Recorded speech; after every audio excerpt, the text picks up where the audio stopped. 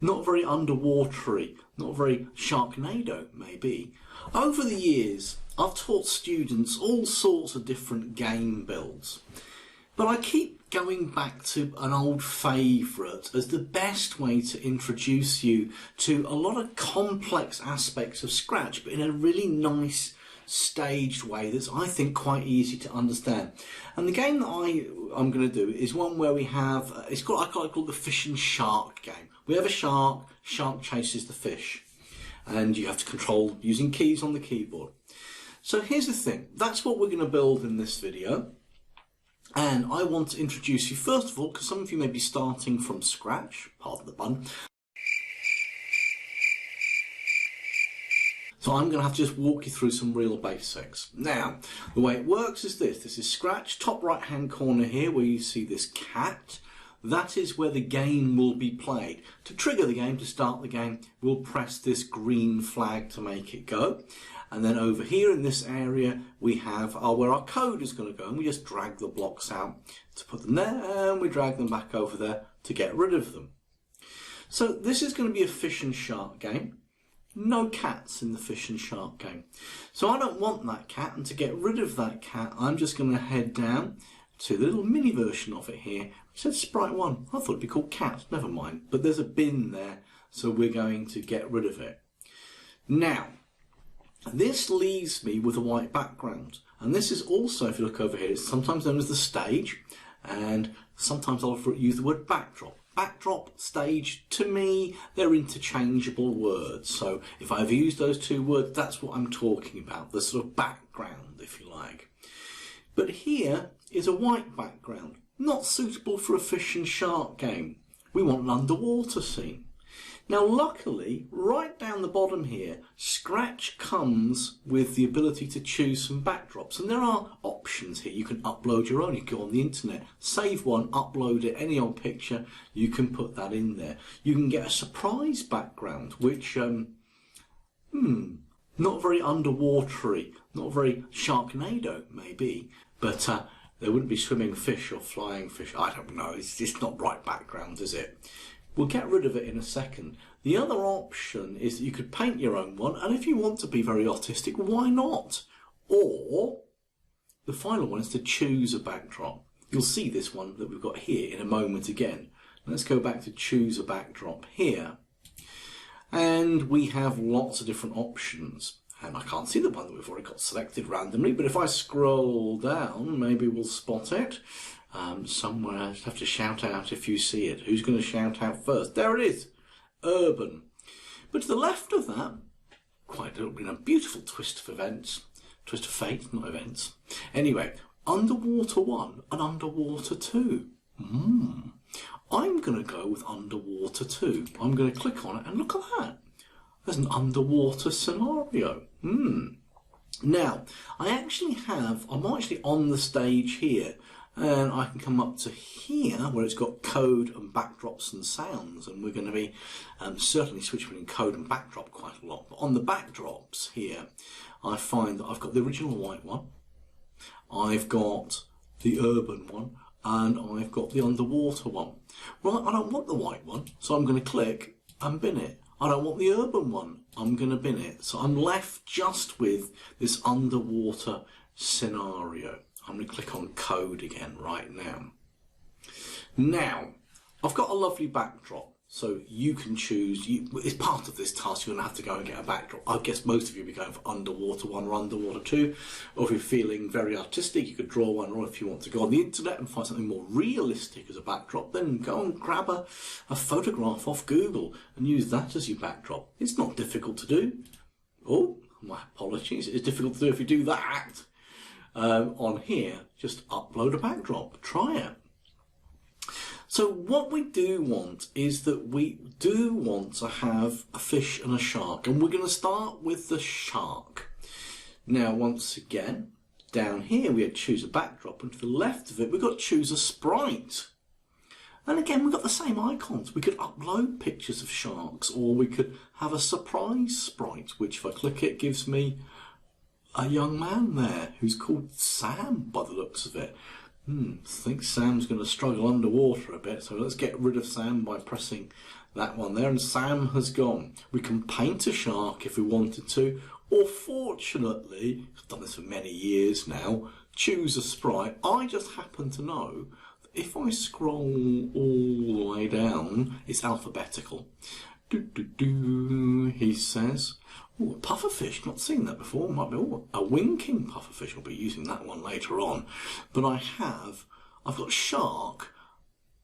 I'm not sure what's going on there. It's like a hammerhead shark, isn't it? I don't know, it's a bit weird. But I like this one, mainly because he's got 3 different costumes, which I'm going to show you in a moment. So I'm going to click on Shark 2, and he has appeared here. And a moment ago, I said he's got 3 different costumes. Well, we've got code, and just like with the backdrop, we've got costumes. And you can see here there are 3 different types of image for that shark. And we're going to be using those costumes quite a lot. You can see actually they've got funny costumes: Shark 2A, Shark 2B and Shark 2C. Okay, that makes sense because we've got Shark 1 and Shark 2. We're just not using the Shark 1 picture. So here's our first task. I'm going to give you a piece of work to do. Now what we've got is this. I want the shark, I'll go back to costumes actually. I want the shark to be like this, and he's going to flip. Watch this shark here, watch the big version. I want it to be flipping between those 2 costumes. It's sort of like he's sort of angry and trying to bite, because we're trying to eat fish. So we want that shark to flip between the 2 costumes. So how do we do that? Well, we need to give the game some code. All right? And I'm going to explain to you, I'm not going to do this as watch and repeat. I'm going to give you little tasks to do. Here's your first task. We want to make this shark switch between the 2 costumes so he looks like he's biting away, chomping away. Right, we know that to start the game, we have to press the green flag. And we can find a command when the green flag clicks in the events block here. It's the first one. Now, what we want the shark to do is in looks here, we have this one down here. It says switch costume 2. And we know that we're going to be, sometimes we want it to be as shark 2A and sometimes it's shark 2B. So I'm going to need 2 of those. And you can see the costumes just by, well, we can't actually see the costumes by clicking on them. Never mind, we'll have to go back to costumes here. So shark 2A, shark 2B, ignore shark 2C. So we know that we need a switch costume 2, we need 2A and 2B. But here's the thing. You need to have a little bit of a delay between the 2 of them. So we need another block, and this can be found in control. And that is the block, well, I say it can be found, yeah, found in control, there it is. That is the block at the top here, wait 1 second. Now you can have fractions of a second. You can put 0.1 if you wanted to, that's like a tenth of a second. But what I want you to do is the following. Now, there are 2 more blocks that are required, but here come the instruction. Here comes the logical order. I want you to start the shark's costume as 2A. I want you to wait a period of time, maybe not a second, maybe not 0.1 of a second. You choose and experiment with how long you should wait before it switched to shark costume 2B.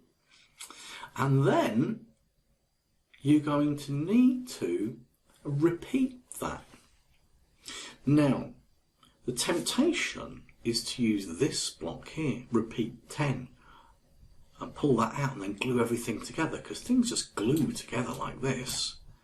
But actually, if I break them apart again, a bit more room, actually, I don't want to repeat 10 times.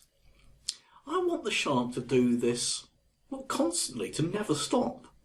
I wonder what one other word we might see on the left there that might make the shark keep doing this. I'm trying not to use the word. Keep doing this all the time, never stop. The whole point being is, can you use the 3 blocks we've got here, grab 1 more from over here, and then you can right click and you can duplicate blocks. one of those blocks is going to need duplicating. We need one more block, but basically you'll know when you're right because Mr. Sharky will be in the middle of your screen chomping away, and he won't stop chomping until you press the stop button. Now, if you can't work it out, there's a solution video coming up in a moment, but that's the task. Make the shark start chomping away. Well, hopefully you're not watching this video, but if you are watching this video, it means you couldn't work out the first part of this. It's not a problem. Don't worry. It's always a little bit of a challenge, and that's the great thing. You've tried and you've had a go and it hasn't worked out, but that's how you learn. You learn much better that way, by making mistakes and then finding the solution, rather than just copying what somebody else does on YouTube, for example. So how do we make the shark bite? Well, we want the shark to start with costume 2A. I'm going to make him wait for, I'm going to go with 0.3 of a second. Then we're going to switch to costume 2B. And then what I really wanted to do was have another wait command there of 0.3. And then I need to put that inside a forever loop. And if I do that like so and press my play button, there's my shark biting away in the middle. He's going to keep doing that forever. He's never going to stop biting in my game. Well, not unless I tell him to stop. So that's all there was to this one. And this is how it's going to work. Try it yourself. There'll always be a solution video. And fingers crossed you won't need to see too many solution videos in the future. XY grid, otherwise known as Cartesian coordinates. You should now have a working shark. I've just hit the green flag there, and now you can see the shark is biting away. You might have different timings to me. I've gone for 0.3 seconds there, but it doesn't matter what you have. As long as you've got a shark that's biting away and he's never going to stop because it's in a forever loop, then that's all good. If you haven't got that, then maybe pause the video and just sort that one out.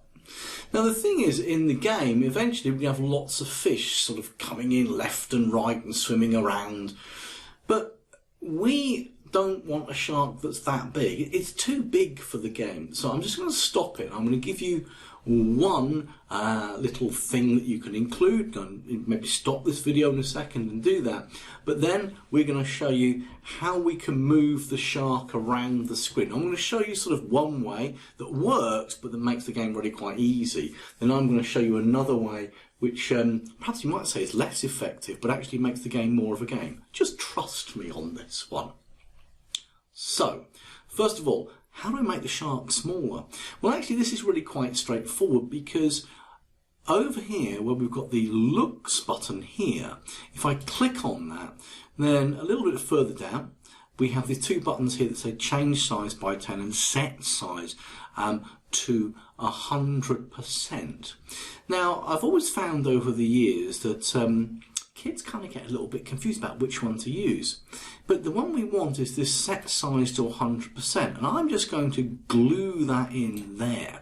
So when the green flag is clicked, before the shark starts even doing any biting forever, we're going to change his size.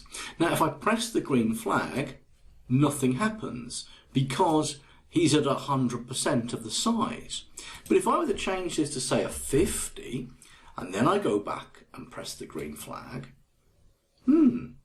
now he's a reasonable size for the game. Now I know where this game's going to go. Personally, I still think he's a bit on the big side for where this game is going to end up. So I'm going to change that, and I should stop it first. And I'm going to change that to a 30. And I'm going to press play. Now my shark, even though it's quite a small shark, we're going to have even smaller fish, don't worry. So here's the thing. We now want to make the shark, this task is all about controlling the shark. I want to show you one way which you can do it, but to me, as I said, even though it works really well, it doesn't make for a great game. And it's a really easy one to do. But what we want to do is this. We want to say, and the reason we're doing it this way is I can introduce the fact that we can have, if I do control events even, my apologies, you can have two sets of code that run when the green flag is clicked. In fact, you have lots of different sets of code. But what I want to do is nothing more than, if I get this block here, which says go to random position, and you're probably thinking, what do you want that for? Well, because in random position, press the arrow, I can choose mouse pointer. And now you're thinking, oh, the mouse pointer is the cursor, so if I do this and press the green flag, Sharky's going up there because he tried to go to the mouse pointer and he's biting away. But now he's not following that mouse pointer because it only does it once. If, however, we told it to do it all the time or forever again, then actually, press it and look, Mr. Sharky is following my mouse cursor around. Now, actually, that's quite cool, and in many games that's a useful tool. But for this game, it's going to make it too easy, because the whole point is fish are going to come in for the left and right, and if you can just quickly move your shark around like that, you can go, boom, look at that, how quick. It just makes the game far too easy. So we're going to press stop here. I'm going to undo that, and I'm going to drop that over here. And then I'm going to give you options about how we're going to control this. Now I'm going to put shark back in the middle, and I'm also going to put a different stage on there just for a moment. So I'm going to add, go back to here, I'm going to choose a backdrop, and I'm going to choose this one all the way down the bottom. XY grid, otherwise known as Cartesian coordinates. Yeah, I never knew what those were either. It was only on some course a couple of years ago and someone said, well, use your Cartesian coordinates. And everyone looked blankly. And then he went, the XY grid. And I was like, oh, why don't you say that then? Because he wanted to use big words to make himself sound superior. You'll come across that in life quite a lot. Here's the shark. Here, on the orange line here, is the x-axis. And here on the blue line is the y-axis. So if I want the shark to move to the right, I need to increase the value of x. If I want the shark to move to the left, I need to decrease the value of x.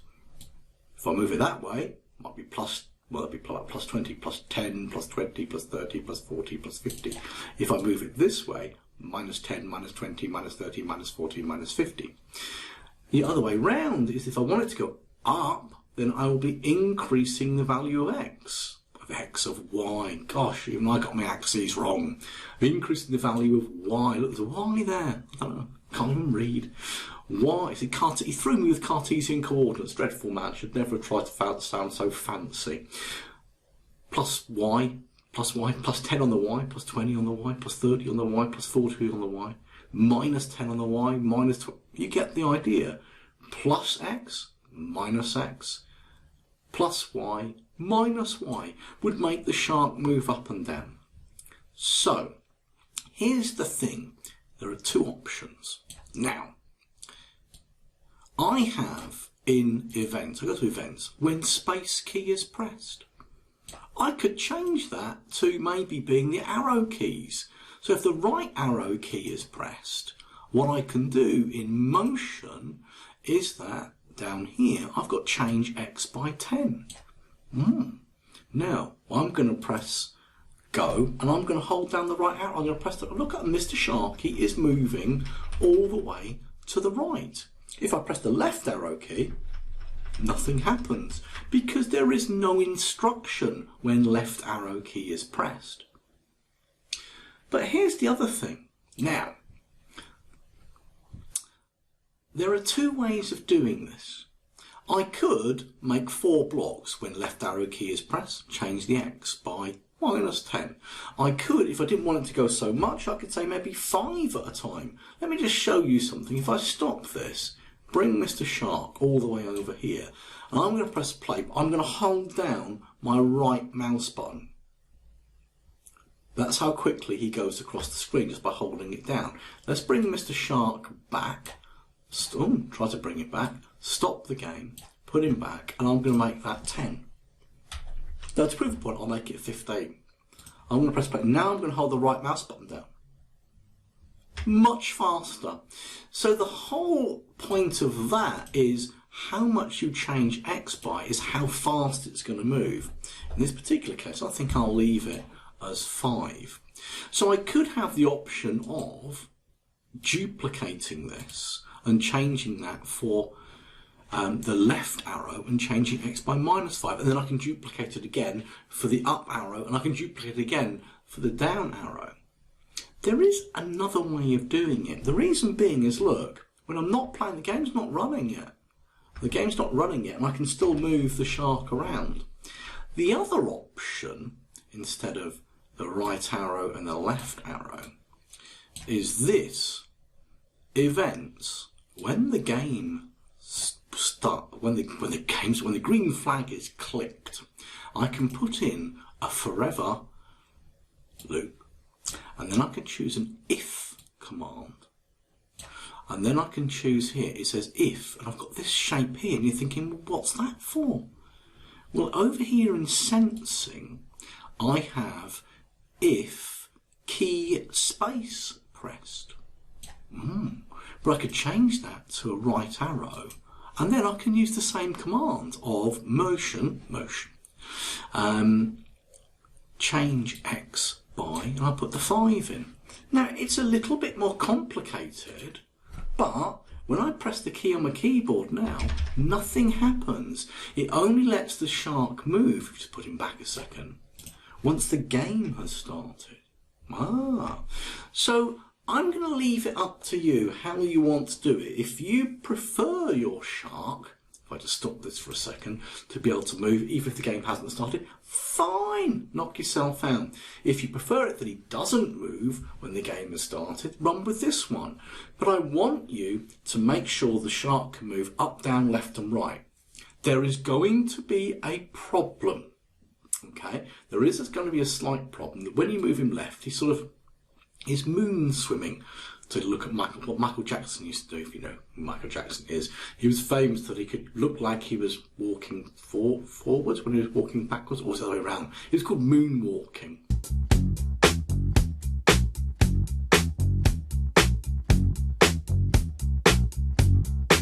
We'll solve that in the next video, but for the moment, just make the shark go up, down, left and right. Okay then, I'm going to go for the easy option, and it was nothing more than you can actually duplicate entire blocks. Didn't teach you that. I wonder if you might, those people that have done it already and they say, oh, we've done it, I wonder if they knew about it. So those of you that use the solution video, you've got a bit of an advantage here. Look, you can duplicate entire blocks. So all you have to do here is then go, I'll make that the left arrow and I'll change the x by -5. Job done. And when you're happy with that, you could duplicate that block. And you can say, I'll press the up arrow and I will change, not X, that one needs to come out, change Y by 5. And then we can duplicate that one, pop that there. If they press the down arrow, we can then change the Y by -5.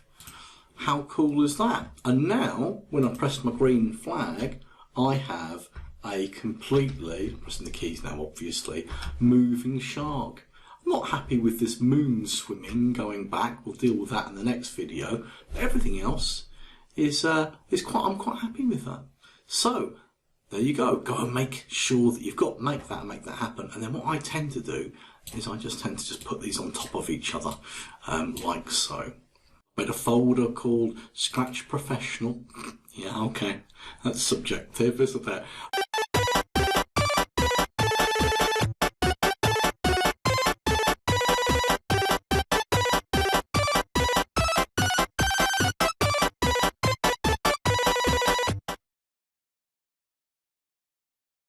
Now, most of the time in these videos, I'm going to set you a task to do, and then there's a solution video. But every now and then we get to a little point where I think sometimes it's just easier to do a little bit of housekeeping. We'll think of it that way.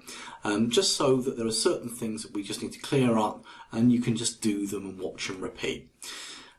I'm not going to do this a lot, but there are a couple of things that I want to deal with. If you haven't watched the solution video and you've made a wonderful shark that moves around no problem, then that's great. But you'll notice that you have an awful lot of code here in the middle. So a little bit of housekeeping is that what I tend to do is, because these things about the keys, you can actually sort of drop them on top of each other. And that way it generates a little bit, well, a lot more white space. Now I can clearly see, if I just click on this one for a moment, that there are, if I stop it actually, there are 4 blocks of code here. I can see, you can, well, we can all see there are 4 blocks of code there, so we're happy with that.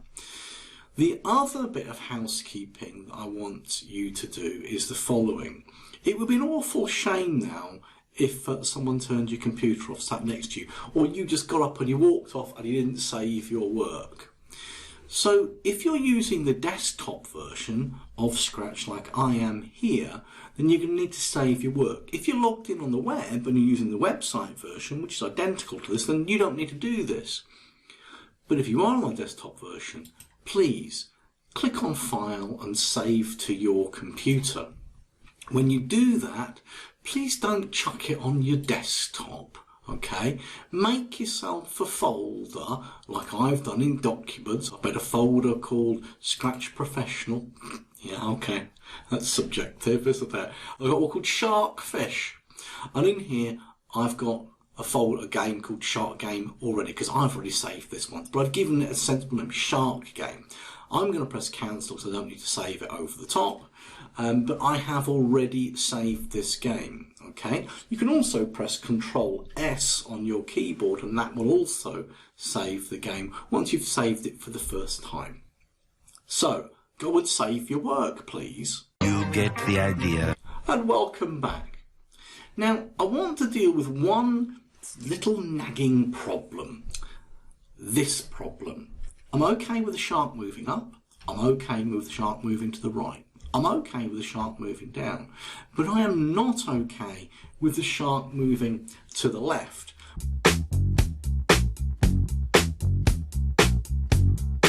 What I really want to happen if the shark moves to the left is that I want to change the direction of the shark.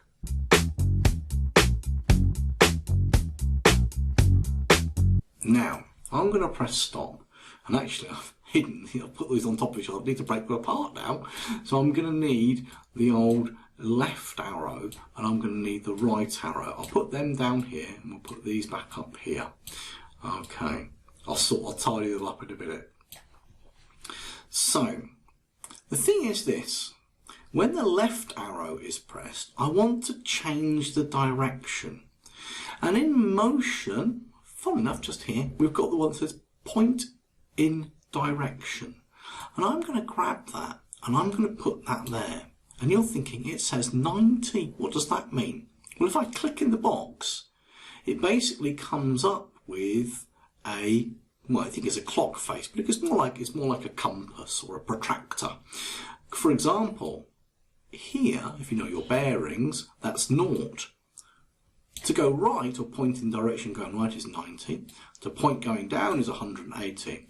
And to point to the left is minus 90. I think 270 would work as well, to be honest with you. But Scratch tends to work with all the way up to 180 and all the way down to minus 180. Well, actually minus 179, I think it is technically. But what I want to do is I want the shark to point to the left, and this isn't going to work quite correctly. I'm clicking away now. I'm happy going right, I'm happy going up, I'm happy going down. Now it goes left and it does point in direction, but it goes upside down like a drunk shark. So why does it rotate like that? And the answer is down here on the direction. And you'll notice here I've got all around, left, right, and do not rotate. Okay, so if I press do not rotate, it won't actually point in direction. But if I choose left, right, it now does in fact point that way, and he's up the right way. So I'm happy with that. That's excellent news. I'm sure you can work out the problem. So I'm happy with it going up. I'm happy with it going down. I'm happy with it going left. But now I'm not happy with it going right. And we have the same problem that we need a pointing direction. And this time I want 90 because 90 is to the right. But you can work out the issue if I stop it and press play. If I go up, down, left and right. Oh, I was expecting to have to go and click on direction and do the left-right thing again. Obviously I only have to do it the once. So now we're all happy with our shark and its movement and its pointing. So now it is a good time to cover up those blocks or dump them on top of each other. So we've got lots more white space. So this isn't a task video. Well, it is a task and you've got to go and do this, but there isn't going to be a solution video because there's nothing to explain. Just make sure that your shark can move up, down, left, right. It's always pointing in a sensible direction. You've saved your work and you've moved your controls for your shark so they cover each other up. So we've got lots of space to play with. Off you go. Nemo right off the edge there. Oh look, I got it, 180. 190! Back to the tasks. Now, we have a working shark. It bites, it goes up, it goes down, it goes left, it goes right, it points in the correct direction. But now what we need to do is to introduce some fish into the game for the shark to catch. So how do we do that? Well, it's no different to how we got the shark in. Down the bottom, we can choose a sprite. A sprite is a graphic, same thing. And if you want to find a picture of a fish on the internet, knock yourself out. Surprise isn't going to work because I got a boat. Might be useful actually in the game, but not at the moment. So sailboat, goodbye. And you can paint a fish if you want. Or of course, there's bound to be one in the library. Choose a sprite. And something I didn't point out last time is up here you've got like a menu system. So a fish is a type of animal. And you'll notice that there's a fish down here. In fact, there are several fish when you hover over. I'm just going to come away from it. A little bit disappointing actually. There used to be more fish. In Scratch 2, there were like 3 different types of fish. This is just one fish with 4 different costumes. So it's like 4 fish in one. Anyway, I need the fish. So I click and there it is. There's my Nemo fish. And you can see that there are 4 different costumes of fish, which is kind of fine. Right. So let's head to the code for this fish.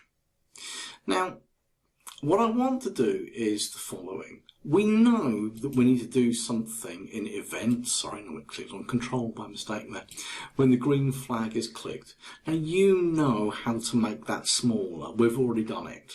So what I'm going to do is I'm actually going to do it as well. It's going to be set size to, and I'm going to change that to, I'll take it down to 20%, something like that. I'm going to press the green flag just so I get a small fish.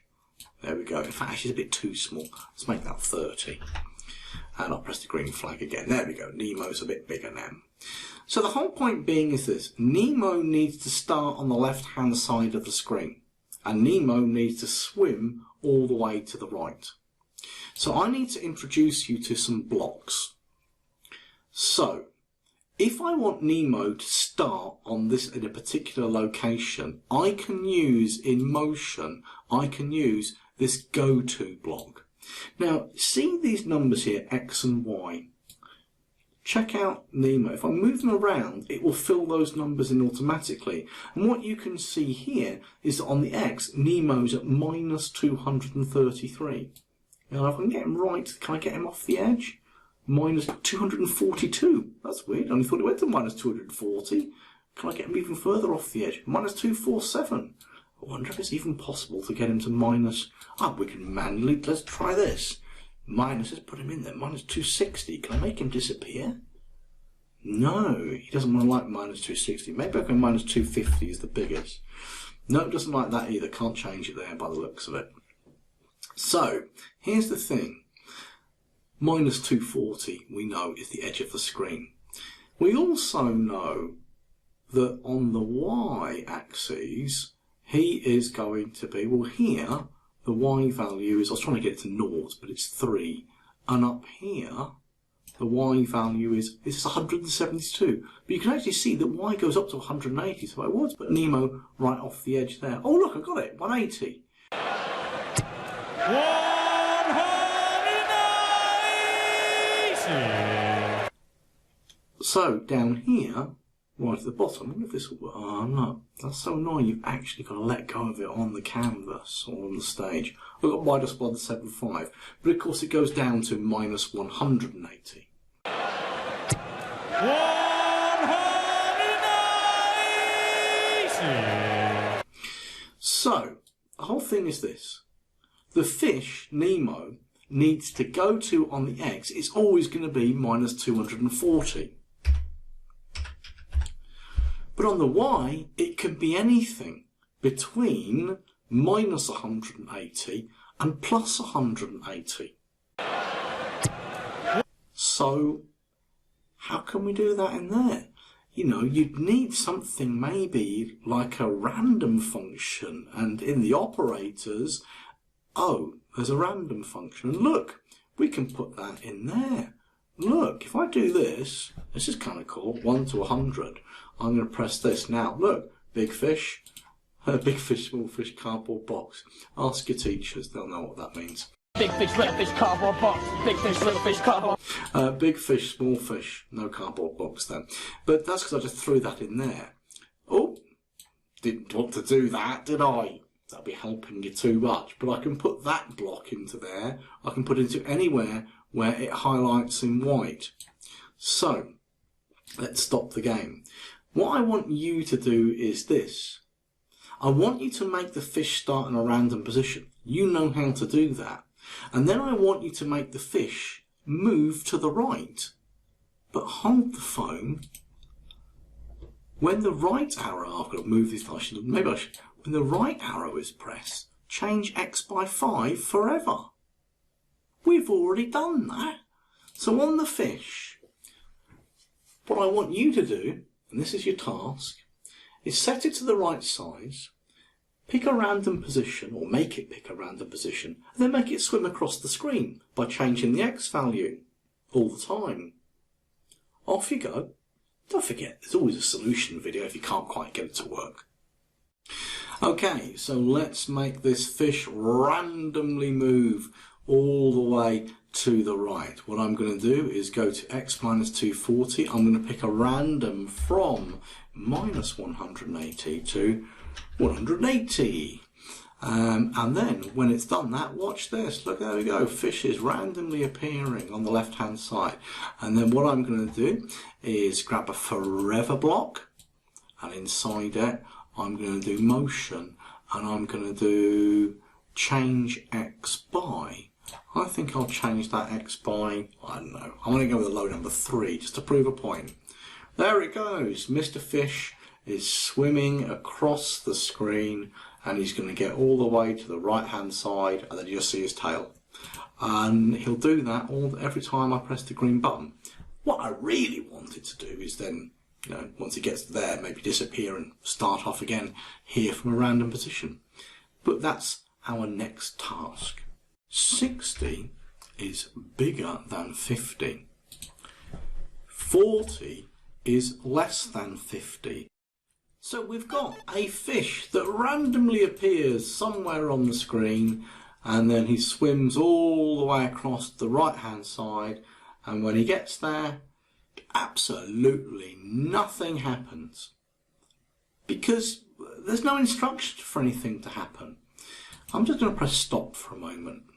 You see, the thing is, what I really want to happen is for the fish to swim across, and if he gets to that side, then go back to the beginning and randomly appear somewhere else. So he's going that way, and then maybe he comes back and he goes that way. And the whole point is the shark has got to try and catch him. So how can I make it so that if the fish gets to here, then go back to the beginning? Well, here we go. There's a command here that says in control, if. And what we have is the following. If I I'm on the fish and I go to motion. Down the very bottom of motion, but I'll pull it to the top now, is X position, Y position and direction. So at any moment in time, Scratch knows the X position of the fish, the Y position of the fish and the direction that it's travelling in. So here's the thing. If the X value or the X position of the fish is greater than, now we know that the edge is 240. Now my fish is only changing by 3 each time, so it goes, if it starts from the middle here, 3, 6, 9, 12, I'm not going to carry on to 240, that will take a long time. But the whole point being is that I don't know the exact number because I don't know my 3 times tables. But one thing I do know is if the edge is 240, then you know the fish is going to be, once it hits 200, once it goes above 230 of the X value, it's pretty close to the edge. So what we can say is if the X position of the fish is more than 230, then go back to the beginning and start again. But here's the thing. All you really need is one operator. Now let's get this right. Let's deal with something that I have a problem with lots of students. I'm going to pull these two out here. 60 is bigger than 50. 40 is less than 50. And I think the rule in maths is, isn't it the crocodile eats the bigger number? Because look, that looks like, that looks like a crocodile's mouth, then the 60 is bigger than the 50, so the crocodile eats the bigger number. And here, the 40 is, I'm patronising, aren't I? 50 is bigger than 40, 50 is the bigger number, eat it. 60 is the bigger number, eat it. But the one thing is for sure, what we have said is that, if we just pop that back over there for the moment, so I don't want to give it to you. We want to say if the X position of the fish is greater than, bigger than 230, go back to the beginning and start again. Go back to the beginning and pick around. We already have that. Look. And you can right click and duplicate blocks. I'll put it down there. So that's my task. You're going to change this so that the fish is going to swim to the right, and when he gets to the right, he's going to randomly go back to the beginning and swim again from somewhere new. See if you can make it work. Okay then, one solution. So here we go. Glue that back, glue that back. In here, I want the greater than operator. I'm going to pop that in there. I'm going to go to motion and I'm going to go and grab, if I scroll up a bit, the X position. I'm going to put that in there. We said if it was greater than 230, if that is true, then go to there. Now that if block needs to be glued inside here. So let's think about this. It says set my size to this, pick a random position, move by 3, but if you're bigger than 230, then go back to the beginning and start again. And you know what? Watch that fish. I should have maybe changed it from 3 to something a bit bigger, shouldn't I? Look at that. And there he goes. And he's randomly appearing on the left-hand side. And we have our first fish going from left to right that the shark must catch. And I caught it and nothing happened. Because we haven't said for anything to happen when the shark catches the fish. I think that might just be our next task. I'm not even going to tell you how to do it, because you've got good sense. That's a hint. So this is going to be a really short task. We know that the fish will get to the edge and go back to the beginning. But also, what we're going to make happen is if, let's stay on the fish for a second, I've flipped to the code for the shark there. If the fish touches the shark, then I also want it to go back to the beginning. Okay? So that's the task. You're thinking, but you're supposed to show me blocks and stuff. Yeah, but the thing is this. You know the if command. You know the command to make it start at a random position. All you need to find is a command that basically says, if, and in here, so I'll tell you what, let's bring an if block out. Can you find a command that says if, and we're on the fish, if I'm touching shark, then go back to the beginning and pick a random location? That's the task. I'm not even going to tell you how to do it, because you've got good sense. That's a hint. So that was possibly the shortest task video, followed by the shortest solution video. We already have this block here, which I'm going to duplicate. I'm going to put in there. All I need is if touching shark. And the hint was you use your sense, because it's in sensing. And there's one here that says touching mouse pointer. Now if I drag that out, I can change that to shark 2. And now I can put that in there. So now the command is saying forever, move 3, but if you get right over the right hand side, go back to the beginning. But if you touch the shark, go back to the beginning. And to prove to you it works, I've got to catch that fish. Got it. And now I've got to catch that fish. Gotcha. Now it becomes a bit of an easy game. If I put my shark over on the left hand side, or the right hand side even, it becomes very easy to do that.